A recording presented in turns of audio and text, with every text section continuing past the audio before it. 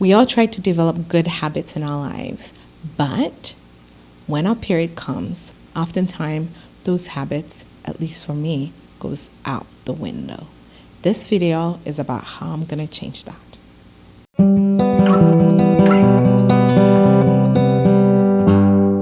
I've had my period since I was 10, and I've never managed to live my life fully during that time period of my life. And I know it's different because every woman's different. Her flow, how long it takes, her symptoms, everything about it is different for every single woman. But I wanted to share with you my experience with my period and how I am planning on making sure I can live more fully, more actively, more happy with my period. Usually I start experiencing symptoms a week before my period comes, and I'll get headaches, backache, cramps. I start feeling low energetically.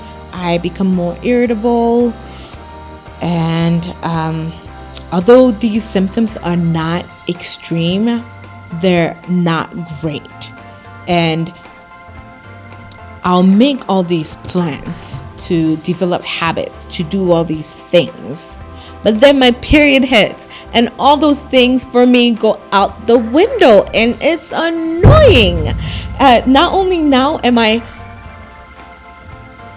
unhappy because I have my period, not only am I uncomfortable and in pain, but also I'm not doing the things I want to do. I'm not being productive. I feel like I'm living half a life on my period versus my full life, right? And so I am going to change that. I'm so excited because the other day my husband said to me, "So Lorene, you always make these plans, but you never plan on being on your period." And which hit me really hard, right? Like I'll make these plans, I'll have my periods, these plans will go out the window, and then I'm fighting once my period ends to come back to being my usual self because I only have 2 weeks maybe of the month where I'm not experiencing pre-period symptoms and my period. So, which pretty much takes like a 2.5 week kind of time. It's 2.5 weeks of the month, right? That I have to plan my period and be on my period. And then 2.5 weeks where I feel completely normal, just myself. So when I was talking to my husband and he pointed out how I've been neglecting my period, I was shocked and tried hard to figure out how to make better plans so that I'm still happy and fully active and fully present in my life and productive despite Aunt Flo visiting. Despite my period being there. Did you guys call it Aunt Flo too when you were kids? Is that still a thing? Did anyone else do this? I grew up upstate New York, so maybe it was just a upstate New York thing. But anyways, the point is not only to make sure I'm taking good care of myself during that time of my life, but that I'm also being productive. So this part of the video, I've decided to divide this video into 3 parts because I think that's very essential and it's just necessary, right? 1, this video will be the prep, what I do to prepare for my period. The next video will be what I do during my period. And the next video will be post, what I do right after I end my period, because I tried to include it all in one video, but it was just so much and it was getting very long. So I decided the best thing I could do is divide it into 3 steps. And so this first step is about what I do when I feel that my period's coming. I have been using an app for a very long time, years and years and years and years, that tracks my period. I think it's called My Calendar. And I track when my period comes, what's going on, when my period's supposed to come, how light it is, the symptoms there are, and things like that. But it's pretty accurate since I've been doing it for a long time. And while my period can be abnormal, it will be a week different, or a week early or a week late. Most of the time, it's still within a week, right?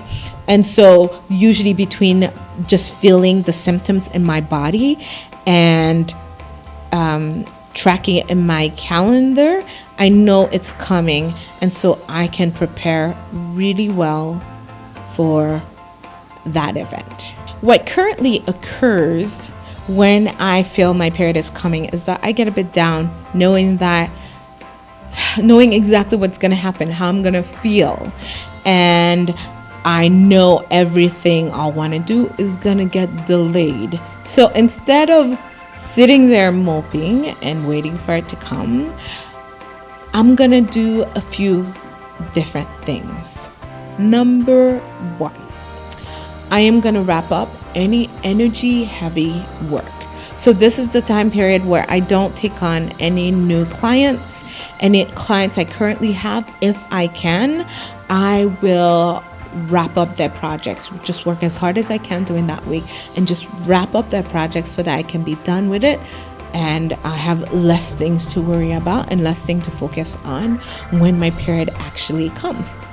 Now, there will be time when I can't always wrap up a project with a client. So another business I have is my web design business, and this is where it requires a lot of energy to do that and work with my clients. And so instead, what I can do if I can't wrap up with my clients is that I do as much of the work as I can, or at least the works that will require the heaviest amount of energy during that prep week, so that during my period I can go a little lighter and a little more relaxed in the work I do, and still just take care of my body instead of working. Because right now what I'm planning, 'cause I was having a hard time getting work done with the kids and everything that's happening. So right now I am trying to get 20 hours of work done per week. And so maybe doing the period week, I'm going to reduce the amount of hours I work so that I can focus more on my body and what it needs, and not force it to do more things it wants to do, but give it time to relax and to be really mindful of the kind of things I'm doing that specific time of the month. In addition, so every week every day of the week, I do an activity during the afternoon with my children. I do an activity in the morning we do homeschool for 3 hours in the morning, and then an activity together in the early afternoon, mid-afternoon time. And so usually I'll plan what kind of activities we're going to do, doing my planning sessions on Sundays. But instead, I will plan low energy activities. So instead of planning something like going for a bike ride or some intense project that involves a lot of my physical body, I can do something easier, like we're gonna draw for today. We are going to, collect flowers from the yard, or try to find 4-leaf clovers, because my children love that. Or we're gonna play this board game. Just things that would not require as much of my energy, but will still allow me to spend the time that I love with my kids, not only for my kids' sake, because I can't be absent from their life every time I have a period, right? But for my sake, because I love spending time with my children. The second thing I plan on doing is meal prepping. Now, meal prepping is very hard for me because when I've meal prepped in the past, I'll spend the whole Saturday or the whole Sunday prepping my meals for the week, and then the week hits and I'm not in the mood to eat any of it, or just a few things. Or I'll have a random visitor and I'll end up giving them the things I was planning on doing the whole week. That will be our 1 day or 2 days of meal in one sitting, and I'll end up having to prepare more meals anyway. So it can be kind of frustrating. If you have any ideas, please let me know in the comments below. But if I feel my period's coming during the prep week, I really want to focus on prepping a few ingredients, which has helped a lot with meal prep. So because when I have my period, I am in a lot of pain and I'm really uncomfortable, and standing in a hot kitchen is extremely difficult, especially since my children love to help me cook, and it's one of the activities we do together is that they'll be my sous chefs. They love to call themselves that. They'll be my sous chefs, and they will help me prep, which can be very stressful. As much as I enjoy it, it can be a bit stressful. But if I can just meal prep everything, then I'm still making sure my family and myself are getting some delicious, nutritious meals without me having to stand in a hot kitchen preparing it when I am not feeling very well. Actually, just thinking about it makes me excited.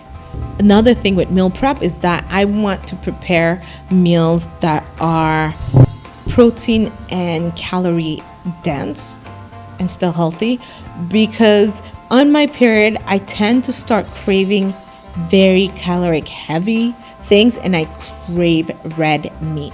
Now, if you guys follow me on Instagram, you know that I am doing a vegan diet for the next 30 days. I've been wanting to do this for a really long time, but haven't had the self-mastery or the guts to actually follow through with it.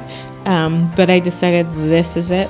This was the month I was going to do it, and I have been doing it, and I've really been loving it. But I know that I tend to crave red meat, and I tend to crave very fatty things on my period.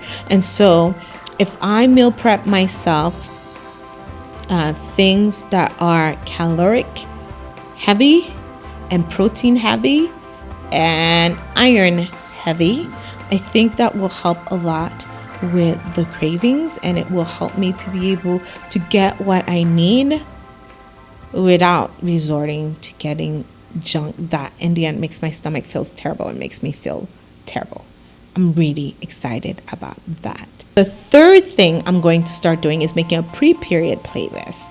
Now, this is a playlist I'm going to play as soon as I feel the symptoms coming. Again, like I've mentioned, I've noticed that I tend to get a bit down and very irritable when I start feeling the symptoms of a period coming, and then it gets worse when I have my period.